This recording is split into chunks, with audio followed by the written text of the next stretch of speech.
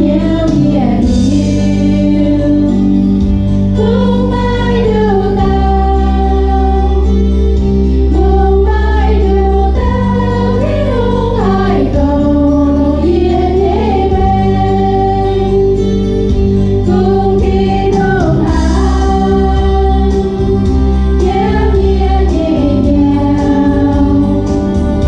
để không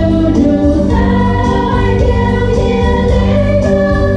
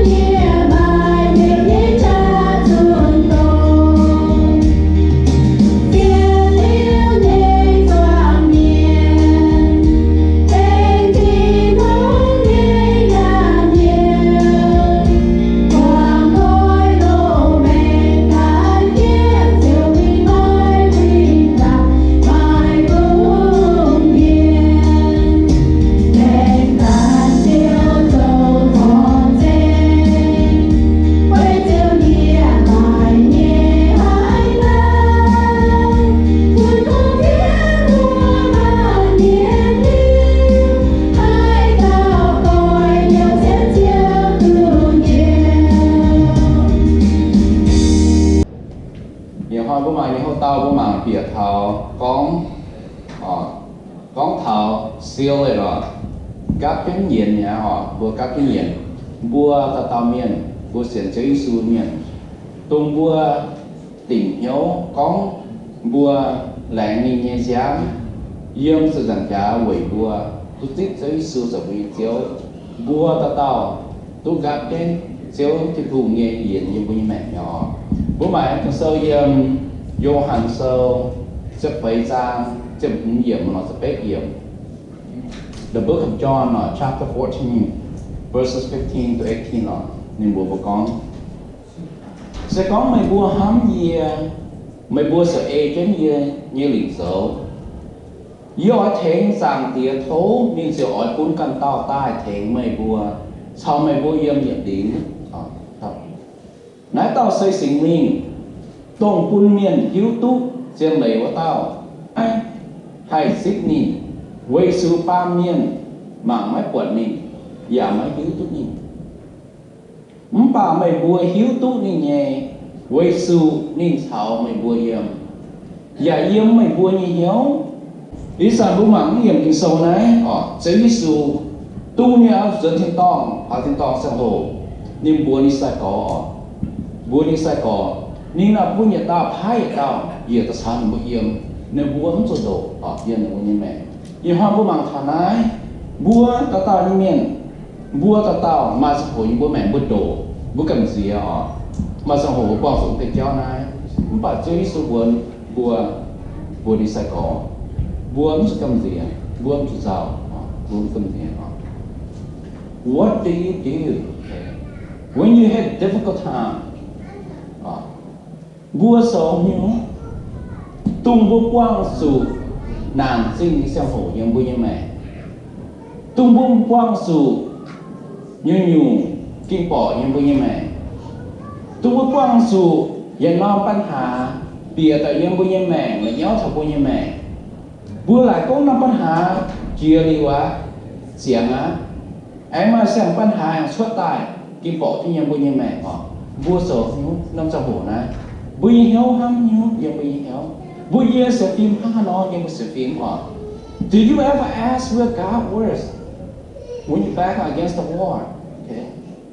when all the bad things are happening in your life, what do? Do you ask God why God hasn't answered your prayer or your prayer? Do you ever ask that in your heart, in your faith? Mấy số nhúng, mấy quang sự nạn sinh trong hồ như mấy mẹ. Mấy tu này cả chiếu không phải mấy hại. Ye sự hiếu dụng như mẹ. Ye mày có một ye có ye ship nhưng mà sự như chiếu mà cầu ye mà buôn ye mà nhận mà hố. Buôn ye tu lộn không quán mày mẹ mày giống hại mẹ. Như quang như hoàng tỏi sự quang chủ chế nạn là ná khấu. Như mẹ sự hiếu sự mà nạn sinh là ná khấu mày giống hại. Như ta cao như hòa như quỷ như ta cao như hòa. Mày giống hại mà không hoàng như phải. Mày giống hại như ta cao như hòa phải. Mày giống hại chứ trên nung á chứ trên nung á. Bùa tu hắm ta cháu như như sự phim như phải. Bùa tu mà hắm ta cháu như sự phim như phải như như mẹ phải tu nó sẽ hỗ quang sự nạn sinh, quang sự khấu, quang sự ca nan, quang sự hoài cháu biệt thật như mẹ. Bùa tu hắm thầm ta cháu phải. Bùa tu hay nắm ta chỉ đúng hoàng thầm bùa như phải như mẹ phải Bùa tu hắm thật có why God has not kept His word and let us suffer. Why God? Why do you let me suffer, right? Why do you let me go through this hardship in my life? Chiếu chỉ nhúng mê chứ mà hòa chỉ nhúng mê lẽ như hòa với như mẹ tốt lộn mê xây nó bằng kia mà có như nghĩa nó bằng kia cũng nhiều mê xây một cái gì đó còn mê tài như mẹ thiếu gì như mẹ tốt lộn gì cả chỉ hiếu gì là sự quăng như mẹ từ đó như khâu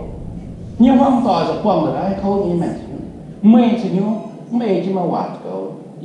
mê chứ mà hòa hắm gì chỉ nhúng bảo bố quật của những kinh sâu nhưng mà nói bố quật God never leave us, okay? God always keep His word, okay? God always kept His word to us, okay? God is always with us. Bố mang thằng ấy, okay? Xíu trình hùng yêu hoa bố tốn chế bùa những cái sâu này bùa tốt quật xíu trình hùng nên nhận liều không lấy quảng bùa ni ye liu leng ke ni kong ye wa ni pun bua ni khip ni leng ke ni wa ho ni quang ni wa ni pun đó ni wa niจะสาวฉันบุยมอ๋อบุจังแล้วเขาจะมาโตเขาจิตติบุยอย่างเสวะนี่ก้องนี่พายเต่าบุญบัวชาวบุยมบุยเหี้ยวบุญวัวเย็ดลิวชาวบุยมอ๋อก็ชาวบุยมตังเขาอ๋อมันไปลิวชาวบุยมโอเคบุยแม่มาสะโพสิ่งนี้หรอบุปวงสู่ไหวเจ้าเปียทบุยแม่มุนเนี่ยเจ้าเปียทบุยแม่เปียทบุเสียงฟิล์มบัวหายเจ้าถึงบุยมบุยแม่เวสู่บัวหายนี่มันเถียงบัวbua chỉ nhớ sụp quăng ngái họ bua ta có những món bua chỉ nhớ sụp quăng ngái chỉ nhớ bua hay những lời cô có mà hay nhiều bua như mẹ rất sâu không bua như xem phim họ vùng biến God knows that we will face situation and circumstances in our life that will be difficult for us that we do not know which way to turn in our life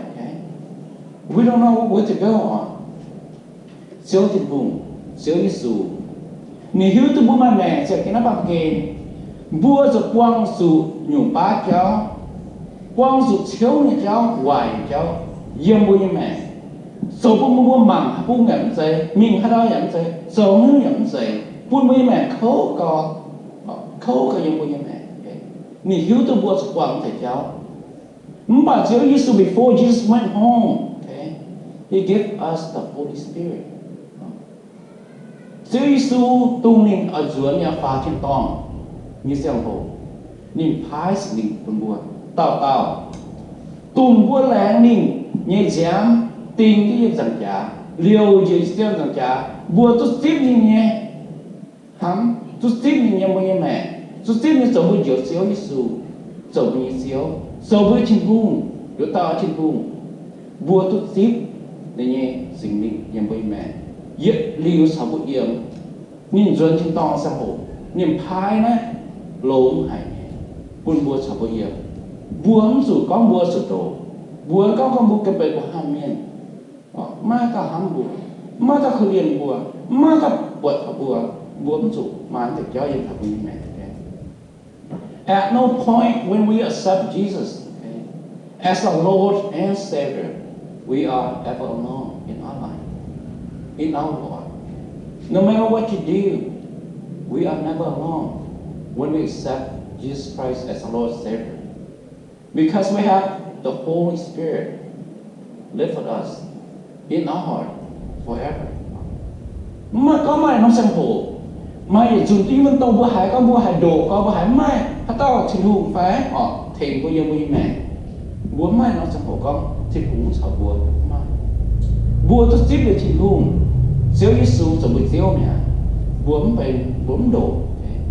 sinh linh những điều sau bao nhiêu chẳng chỉ những điều nhỏ at no point in our life we are helpless we may feel helpless and lonely sometime in our life or many times in our life the situation that we face the circumstance that we face the difficulty that we face the hardship that we face sometimes we feel so lonely and helpless no one cares No one can help us, but we are never alone. We are never helpless because we have the Holy Spirit living within our heart, within our life. Bùa như sao bùa như hồ, bùa có mai nó sao hồ mai mà cầm mai kia, con bùa mai mà sao hồ bùa hay mai có thể bùa, rồi bùa như mẹ khâu có như bùa như mẹ, quang dù ngò hàng sao hồ. Quang dù chấm trên nhà sang hồ đó công sang hồ quang dù nhàn trên nhà sang hồ quang dù chơi chấm trong mẹ tự sơ sang hồ mà sang hồ qua quang dù khâu có mai mà thấy cái bùa mai nhỏ gì cái bùa chìa bùa như mẹ mai bố mai con bùa phèo bùa hay con bùa mà đủ nhẹ bùa tôi hay con bùa hay mai nhỏ thấy một nhỏ không phải bùa mà chứa trên vùng nhá chứa trên vùng nhà điều chung quá bùa cũng nằm lên bố lo ni như thế bố sự bố mà sinh linh những cái bùi nhớ bố mà bị EphesosจะฟังซะEphesos nhưng bố con mày bố hay xiên lệ như tổ quá sẵn tông bún mày bố tu diệu như khu phiền mày bố ya xiên tí tủa thiên hùng sẽ nên lẽ như hòa buôn sinh ni mày bùa hám gáp trên diện nó buôn sinh mày bùa bề ni nghe miên buôn sinh bùa bề ni miên buôn sinh siêu Giêsu okay God has sealed you belong to God. Who can break that seal? Who can break the seal of God? Okay. Bùa ta tao buôn sinh siêu Giêsu bùa ta hiếu này buôn sinh nhìn gáp trên diện yếm bùa nó diện gắt cái nó Holy Spirit nó sinh linh nó yếm bùa như mẹ yếm bùa như cái gì sao bùa yếm ná nó siêu nó gắt cái nó diện ná bùa quân sinh bùa bể xéo Giêsu miền nhà bùa quân sinh bùa bể này như cái gì dùng nhà bùa quân sinh bùa bể này xiết còn như to nhà bùa bể này nghe nhà mai các cái hình chữ bùa thiên bùa mai các cái hình chữ xéo Giêsu mai các mẹ cái gói nó diện chứ trên hùng như nó diện thì nó cả nè mà ta mẹ tôi coi nó cả giờ mình nhìn thấy mình nói sinh linh nói mai ta mẹ tôi cả mai ta phải hình kia thì cụ mai ta phải hình kia when you accept Jesus' blood at the cross you become a child of the Most High God. God sealed you tụm bùa ta tao bùa tôi xích tình hùng rồi mình siêu ta tao bùa tôi lọp vào tình hùng bùa lại có một bệnh giới suy miền á bùa xích giới suy miền mẹ bùa chia lệ liu bùa về xíu Giêsu như mẹ xíu Giêsu cả cái bùa mẹ yếm như mẹ nếu cho sinh linh cả cái bùa mẹ sao bây giờ điều yếm bền bùa như sinh linh bền bùa như bùa như nhà lúc nào thằng ca nhà nó thế Benjamin Franklin sẽ hàng đá biếu bùa son tàu hùng như phạt ăn trên bé nhà mà ca nhà nó bà có một son tàu hùng như phạt thì ăn như từ nó tập hùng nhà tiền cá bền nhỏ mang cá mồi thế thịt hùng như cá thịt hùng như phá thịt hùng như xử lý nên cá trên bùi như hiếu nên cá trên bùi như mẹ nữa ní yên nó thế ní siêu thế nên cá thế bùi như hiếu sinh linh đi sao bây giờ nên lẽ con bùa nên muốn buôn buôn đồ muốn buôn buôn cầm gì muốn buôn buôn cái sao như bùi như mẹ. The moment God seals His Holy Spirit in your heart, you are in God's heart always. Chúa Giêsu tung linh cả cái diện như bùi mẹ, cả cái diện như bùi hiếu sinh linh này, sinh linh tốt xem những điều như bùi hiếu, bùa ya những điều tốt xem những bùi sẵn thì tới thương hiếu, những điều bùa tôi dâm những hiếu những điều nhỉ, quay xuống bùa bể như nghe nhỉ, bùa bể như nghe nhỉ. Ni nhập bền của nhé mẹ, nhập bền của như xíu họ, vui nhập bền như nhé mẹ. We are Christian for a long time, right? We have heard and have seen, okay? Vua mà thấy vua tao vua tốt xiên, thì phùng tao là hả? Tới xiên nhang như xiên pha xiên nhang, vua tốt lọ bật thì đủ, vua tốt xiên thì phùng tao là, vua ở tất nhiên sơ là bài, vua ở tất cao ta trên vùng, vua ở tất tổ cái sơ, vua ở tất hai bảo hòn như gì, tôi hai bảo hòn như gì dân miền như mẹ hai miền con thật xin chín hùng như hắn thì thần với mẹ bố cả như mẹ bây giờ tôi buồn tôi xít thế chín hùng như hắn như thầy với như mẹ chín hùng như em như thằng mẹ mà trong hồ với xuống hắn thảo vua như mẹ quăng xuống như cháu vua nó hay kia tú họ không bảo vua kia tú mẹ quay xuống chín hùng như hắn vua tao vua tôi buồn dân bố cả như mẹ vua tao giờ tôi hay vua chỉ ba tỏi nên vua tu nếu như xin kín, xin hung thành thảo nó vua nhé, yêu nó vua mẹ thế. God has sealed you and nothing can break that seal off. Xin hung cầu hẹn chia, như nhung, không có như nhung bây giờ nó bằng kê nhiều kê nhiều bằng thế, nothing, quay xuống nó, xin hung say tai hả? Xin hung say như nhung, miến họ, những cái miến như sông hồ, xin hung say tai. Quay xuống này hiếu hẳn nên nói dầu hùng nhưng mà giang hùng dầu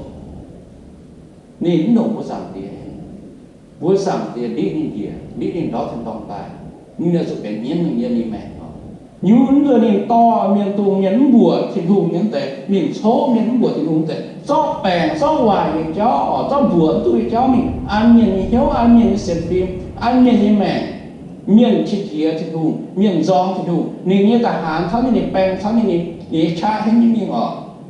nên xây bật dậy sáng nó về sự này bố hai tông cha là mày mà chế ở để bố những hai mà tập tài không nóนี่คงให้แซงที่หูมีเมียนโซปุ่นส่งเสียที่หูเมียนรอเขาเจ้าโซปุ่นบัวเขาปุ่นลงไล่โกที่หูรีเปนีเมียนอ๋อเปนีเมียนอสุนิโดที่เขาฮะมึงป่าภาษาอังกฤษสักหนุ่มเฮงเจียเฮงเจียนี่กาจนน้ำเย็นบัวสิ่งนี้นะกาจนบัวสิ่งนี้โซปุ่นเสียวที่หูนี่กาจนบัวนี่ลิวชาวตัวเยี่ยมมาสมโภนี่บัวหายในเลยโกบัวมาสมโภบัวหายในน้ำหายบัวมึงป่านี่ลิวชาวตัวเยี่ยมเนี่ยยังลิวชาวยังบัวจะปุงเหี้ยวนี่บัวจะเสียนนี่เสียนนี่มึงตัวหวานไหวเจ้ามึงต้องเสียนแต่ดัวบัวเนี่ยเหี้ยวดัวบัวเสร็จฟิล์มเลยโกนี่เลยบัวสั่งที่เจ้าที่หูในสิ่งที่หูเดี๋ยว